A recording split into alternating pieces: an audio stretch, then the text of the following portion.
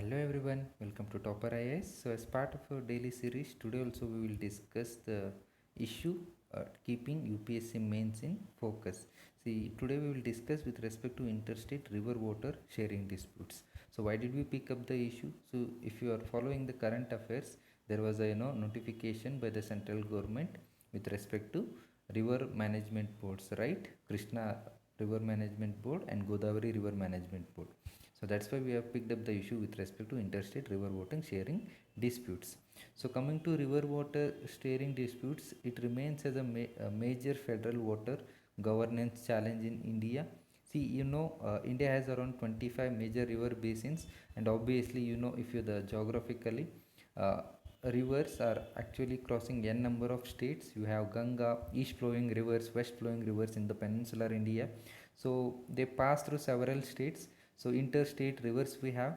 So because of the usage, because of the political reasons, use, distribution, and all this stuff, see, water issues have propped up in India. Okay, so that is the major federal issue also.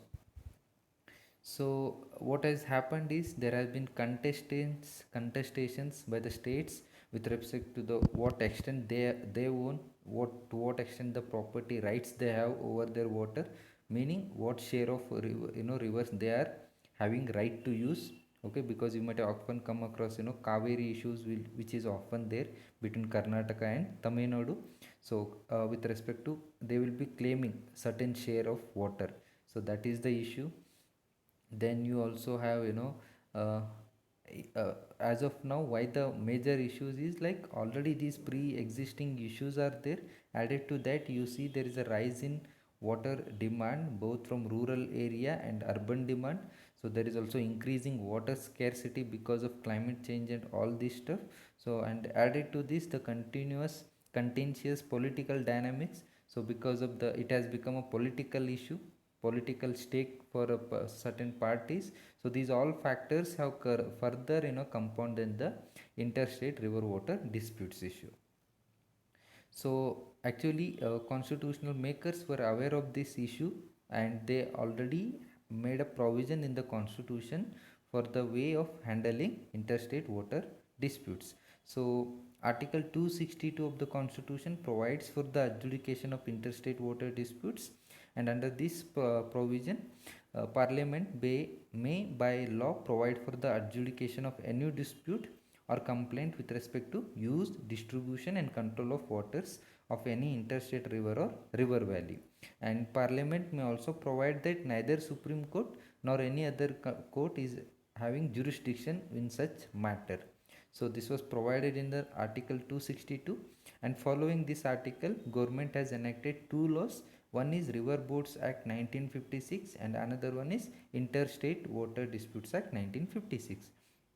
So coming to River Boards Act, see, River Boards Act provides for the establishment of river boards. Who will establish it? Central government will be establishing for what purpose? For regulation and development of interstate river and river values. And a river board will be usually established based on the request of state government, which is concerned. Okay. Then as a part of same, following from the Article 262, so what Article 262 is saying, Parliament is empowered to make laws for the adjudication of river water disputes. So following that, again, central government, Parliament, sorry, has enacted a law called Interstate Water Disputes Act. So what is the major provisions of this act? See, it empowers the central government to set up an ad hoc tribunal. Why the ad hoc tribunal? For the adjudication of dispute between two or more states in relation to the waters of interstate river or river valley, and the decision of the tribunal is final, and this is binding on the parties to the dispute.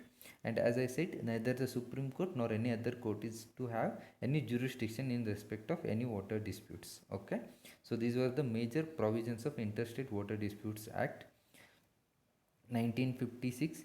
See, issue is there are many issues which still remain with respect to interstate water disputes, and government has recently come out with a new has proposed a new bill to address certain lacunas which were part of this earlier Interstate Water Disputes Act and all those stuff. So in coming videos, we will see into what are the major themes of this new bill which has been initiated by the government, and we will also see what are the existing lacunas under this mechanism.